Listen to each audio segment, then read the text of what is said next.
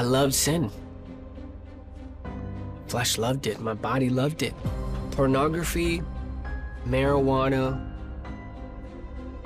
sex, was totally a medicine. That was my medicine. My name is Eric Villatoro, and my testimony started all the way from when I was a child, really. 9 months, my parents separated.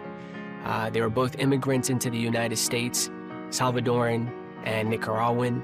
At 9 months, they separated after having me, and my mom moved back to Nicaragua. When she moved back to Nicaragua, she took me with her.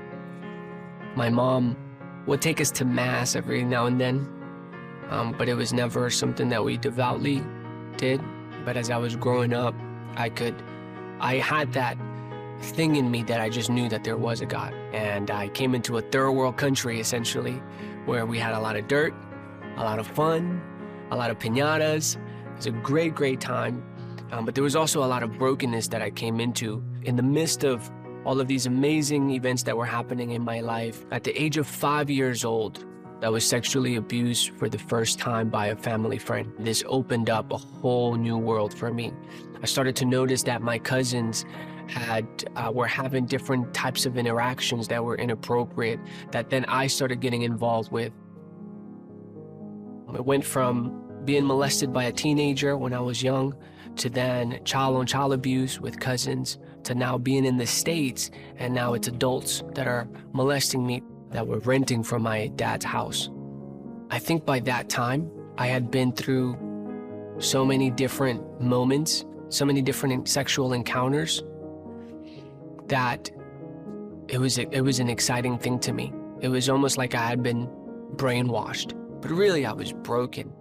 My dad wasn't really present emotionally in my life, and my mom didn't know. She was still living in Nicaragua. And so I believe that, the diving into the sexual brokenness was the desire to have closeness with somebody. First time that I came across pornography, it was an excitement. I mean, it was like a hit of drugs, because I knew I can access this myself. I can go home in my dad's computer and I can find this myself. It was totally a rush of adrenaline in my little heart. And I mean, that's what really then led me into a full-blown pornographic addiction. By the age of 10, I was totally hooked.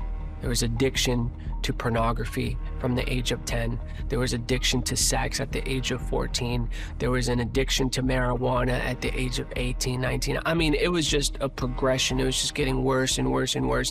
But to everybody on the outside, it looked fine. To everybody on the outside, it looked like everything was okay. It got to a point where I was finished watching porn, and it's just a disgust with myself. The shame, nobody knew about the shame.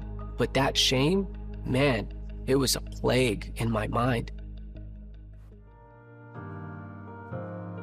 Man, just feeling the weight of that heartbreak, I said, God, I don't want to ever feel this again. I don't want to feel like this ever again.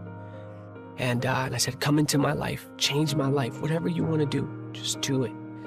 It's a very simple prayer for me, but for God, it was like, man, like he got to work. I used to have this total addiction to pornography, and I felt hopeless. And here comes Jesus into my life. Here comes the word of God into my life. I'm just saying, Lord, remove this thing from me. Remove this addiction from me. Help me through this. The dominion that sin had over me was broken. And so now I was able to walk in freedom. Slowly but surely, it was happening over time. I was able to forgive the people that had sexually abused me. I was able to forgive my father for not being emotionally there for me. I was able to forgive my mom, for the separation that had happened, her decision to move back. My life was being transformed. I was being healed. For me, it's been amazing to see how God can take something that is totally broken, take something that was dark, shameful, expose it to the light, and I'll be able to help other people. So we started this ministry called De La Fe Testimonies, and we have a vision to record 1 million testimonies so that other people can see that they're not the only ones that are going through molestation, through drug addiction, through physical abuse in a home, like whatever the case may be, they're not the only ones. Whatever is going on, Jesus can take on that thing. Jesus can heal you. Jesus can restore you. Jesus can save you. Call out to God. Say, Lord, reveal yourself to me. Come into my life. I want that. Transform my life. And man, he'll do it. He'll do it 100%. He'll do it.